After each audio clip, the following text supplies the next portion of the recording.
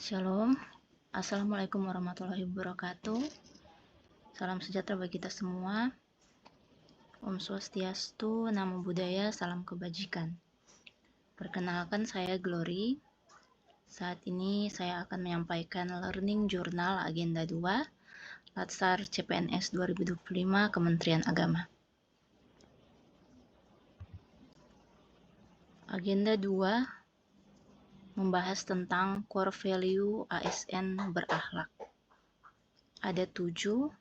Yang pertama berorientasi pelayanan, yang kedua akuntabel, yang ketiga kompeten, yang keempat harmonis, yang kelima loyal, yang keenam adaptif, dan yang ketujuh kolaboratif.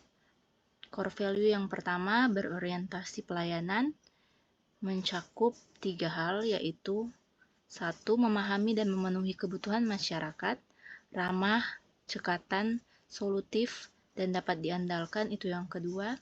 Dan yang ketiga, melakukan perbaikan tiada henti. Dalam core value ini, sebagai seorang pelayan masyarakat, seorang ASN dituntut untuk dapat memahami dan memenuhi kebutuhan masyarakat, meskipun mungkin yang dimintakan dikerjakan itu bukan tugas pokok fungsinya, tapi pada saat itu dibutuhkan, maka seorang ASN yang baik harus tetap melayani masyarakat. Dan dalam pelayanan ini harus ada rasa ikhlas ketika membantu orang lain. Dan juga ada poin melakukan perbaikan tiada henti. Jadi tidak hanya stagnan atau tidak ada ke arah perubahan, tapi berorientasi pelayanan adalah selalu melakukan perbaikan dan mengusahakan pelayanannya dilakukan dengan terbaik. Yang kedua, akuntabel. Akuntabel meliputi 3 aspek. Yang pertama, melaksanakan tugas dengan jujur, bertanggung jawab, cermat, disiplin, dan berintegritas tinggi. Yang kedua, menggunakan kekayaan dan barang milik negara secara bertanggung jawab, efektif, dan efisien. Yang ketiga, tidak menyalahgunakan kewenangan jabatan. Akuntabel ini dipahami sebagai bentuk integritas atau tanggung jawab kita sebagai seorang ASN ketika kita diberikan kesempatan, kepercayaan untuk menjadi pelayan masyarakat, maka tanggung jawab itu atau kepercayaan itu harus kita lakukan dengan hati-hati dan sebaik mungkin, dan tidak melakukan penyalahgunaan kewenangan jabatan. Salah satu contohnya adalah yang dicontohkan oleh Menteri Agama kita, yakni budaya anti korupsi. Dan itu juga kita dapat teladani dari beliau dalam menjalankan core value ASN yang kedua, yaitu akuntabel. Kemudian core value yang ketiga adalah kompeten, yaitu meningkatkan kompetensi diri untuk menjawab tantangan yang selalu berubah. Yang kedua, membantu orang lain belajar. Yang ketiga, melaksanakan tugas dengan kualitas terbaik. Sebagai seorang ASN, kita tidak bisa hanya berdiam diri. Kalau kita hanya berdiam diri dan tidak memperbaharui diri, maka kompetensi kita lama-kelamaan akan tidak sesuai dengan kebutuhan tugas pokok fungsi jabatan kita. Maka dari itu kita perlu terus memperbaharui diri, perlu terus belajar dan mengembangkan kapabilitas kita. Dengan apa? Dengan mengikuti pelatihan ataupun kegiatan-kegiatan yang berkaitan dengan pengembangan kapabilitas atau kemampuan kita. Kemudian core value yang selanjutnya adalah harmonis. Harmonis berarti menghargai setiap orang apapun latar belakangnya, suka menolong orang lain, dan membangun lingkungan kerja yang kondusif. Sebagai contoh, saya sendiri ditempatkan dalam satuan kerja dan di dalamnya yang saya layani itu berbeda agama dengan saya.